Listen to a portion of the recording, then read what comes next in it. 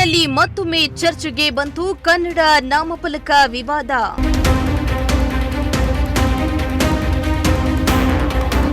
ಕನ್ನಡ ರಾಜ್ಯೋತ್ಸವ ಸಮೀಪಿಸುತ್ತಲೇ ಹೆಚ್ಚಾಯಿತು ಕನ್ನಡಿಗರ ಕಿಚ್ಚು.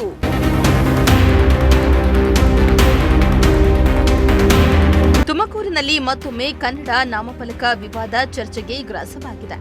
ಕನ್ನಡ ರಾಜ್ಯೋತ್ಸವ ದಿನಗಳು ಸಮೀಪಿಸುತ್ತಾ ಇರುವ ಈ ಹೊತ್ತಲ್ಲಿ ಕನ್ನಡ ಹೋರಾಟಗಾರರು ಮತ್ತೆ ಕಮರಿ ಬಿಟ್ಟಿದ್ದಾರೆ. ಕನ್ನಡ ನಾಮಫಲಕ ಹಾಕದೆ ಇತರೆ ಭಾಷೆಯಲ್ಲಿ ಬೋರ್ಡ್ ಅನ್ನ ಹಾಕಿದರೆ ಕಠಿಣ ಕ್ರಮ ಎಂದು ಎಚ್ಚರಿಕೆಯನ್ನ ನೀಡಿದ್ದು, ವ್ಯಾಪಾರಸ್ಥರು ಹಾಗೂ ಸಂಸ್ಥೆಗಳ ವಿರುದ್ಧ ಕ್ರಮ ಕೈಗೊಳ್ಳುವ ಮನಸ್ಥಿತಿ ವ್ಯಕ್ತವಾಗ್ತಾ ಇದೆ.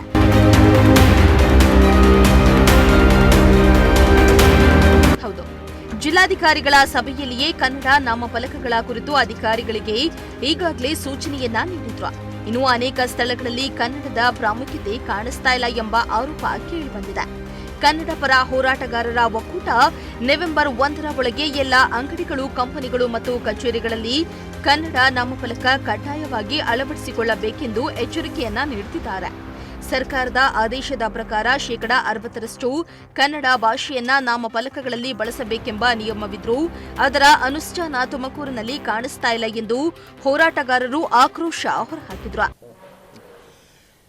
ಇನ್ನು 69ನೇ ರಾಜ್ಯೋತ್ಸವ ಕಾಲಿಡ್ತಾ ಇದೆ. ಇದೇ ಸಂದರ್ಭದಲ್ಲಿ ನಮ್ಮ ಜಿಲ್ಲಾಧಿಕಾರಿಗಳ ಕಚೇರಿನಲ್ಲಿ ಒಂದು ಸಭೆಯನ್ನು ಕರೆದು ಮೊನ್ನೆ ಕನ್ನಡದ ಬಗ್ಗೆ ಭಾಳಷ್ಟು ಚರ್ಚೆಗಳು ಆದವು. ಆ ಚರ್ಚೆಗಳಲ್ಲಿ ಪ್ರಮುಖವಾಗಿ ನಮ್ಮ ಒಕ್ಕೂಟದಿಂದ ಏನು ಕನ್ನಡ ಪರ ಒಕ್ಕೂಟದ ಒಂದೇ ಕೂಗು, ಏನು ಸರ್ಕಾರದವರು 60% ಕನ್ನಡವನ್ನು ಕಡ್ಡಾಯಗೊಳಿಸಿದ್ದಾರೆ.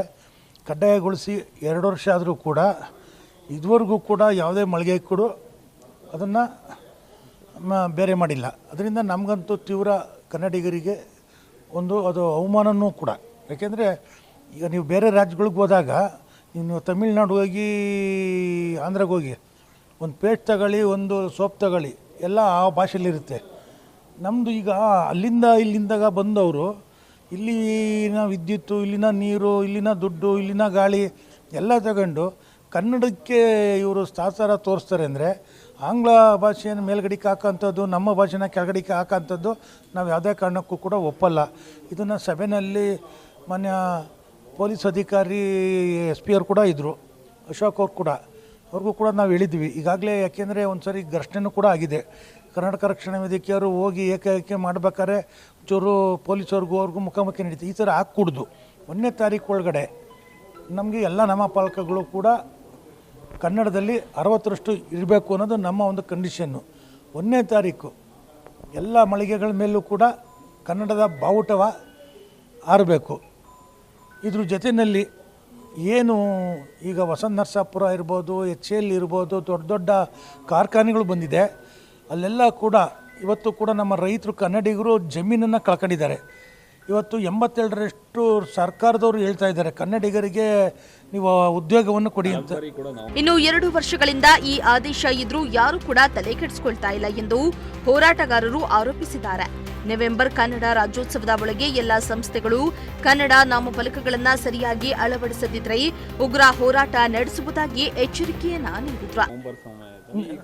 ಕನ್ನಡ ಬೋರ್ಡ್ ಹಾಕಿಸ್ಬೇಕು. ಹೌದೌದು, ಅವಾಗಲೂ ಕೂಡ ನೋಟಿಸ್ ಜಾರಿ ಮಾಡಿದ್ರು. ಇಲ್ಲೊಂದ್ ಕಡೆ ನವೆಂಬರ್ ತಿಂಗಳಲ್ಲಿ ಮಾತ್ರ ಸೀಮಿತ ಆಗ್ತಾ ಇದೆಯಾ? ಇಲ್ಲ, ಇದು ಏನಾಗ್ತಿದೆ ಅಂದರೆ ಈಗ ಅವ್ರು ಸಭೆಗೆ ಕರೆದಾಗ ನಾವು ಕೇಳಿರ್ತೀವಿ ಅಷ್ಟೇನೆ. ಬೇರೆ ಟೈಮಲ್ಲೂ ಕೂಡ ನಾವು ಆ ಕೂಗನ್ನು ಹೇಳಿದ್ವಿ. ಬೇರೆ ಬೇರೆ ಟೈಮಲ್ಲೂ ತಾವೆಲ್ಲ ಆ ಪ್ರತಿಭಟನೆ ವೇಳೆಯಲ್ಲಿ ಬಂದಾಗ ನಾವು ಅಲ್ಲೆಲ್ಲ ಜಿಲ್ಲಾಧಿಕಾರಿ ಇಲ್ದಿದ್ರು ಕೂಡ ತಹಸೀಲ್ದಾರ್ ಬಂದಿರ್ತಾರೆ, ಅಲ್ಲಿ ADC ಬಂದಿರ್ತಾರೆ, ಅವ್ರಿಗೆಲ್ಲ ಎಲ್ಲರ ಗಮನಕ್ಕೂ ಇದೆ. ಮೊನ್ನೆ